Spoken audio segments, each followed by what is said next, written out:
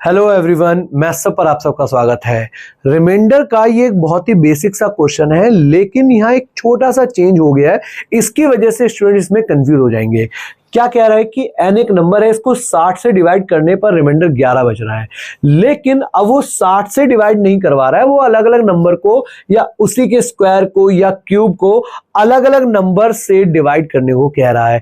तो यहां एक बात आपको पता होनी चाहिए कि अगर किसी नंबर को हम 60 से डिवाइड कर रहे हैं, किसी भी नंबर से डिवाइड कर रहे हैं और रिमाइंडर कुछ बच रहा है, तो 60 के किसी फैक्टर से डिवाइड करने पर भी रिमाइंडर सेम बचेगा।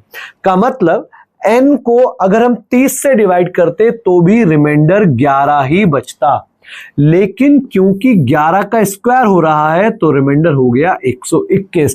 अभी भी किससे डिवाइड करने पर? 30 से डिवाइड करने पर। लेकिन 30 से जब हम 120 को डिवाइड करेंगे तो 30 गुणा 4 120 होगा, तो हमारा आंसर आ जाएगा 1।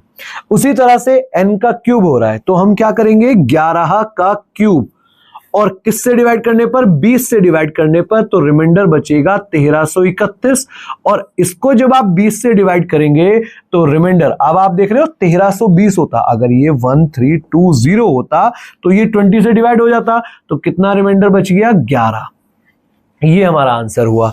ठीक है। और अगर ऐसे भी नजर नहीं आ रहा तो आप ऐसे भी देख सकते थे कि सीधा आप देखो, आपको ये दिख सकता है कि जैसे 11 का क्यूब है, तो आप 11 का स्क्वायर अलग लिख दो, 11 अलग लिख दो, और इसको 20 से डिवाइड कर दो।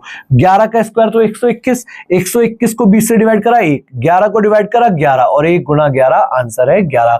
बाकी आप दोनों में से कोई सा भी तरीका अडॉप्ट कर सकते हो। जैसे यहाँ n स्क्वायर है, अब आपको अगेन 11 का स्क्वायर लिख देना है। यहाँ पर 11 का स्क्वायर होगा 121, और 4 है ही, तो आ जाएगा 4 गुणा में 121 बटे में 15।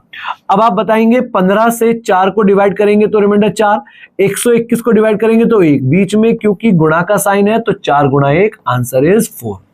तो अब इसका आंसर आपको कमेंट बॉक्स में लिखना है, और ऐसे ही और क्वेश्चंस के लिए और कंसेप्ट के लिए हमारे चैनल को सब्सक्राइब करें, इस वीडियो को ज्यादा से ज्यादा शेयर करें, लाइक करें। Thank you everyone.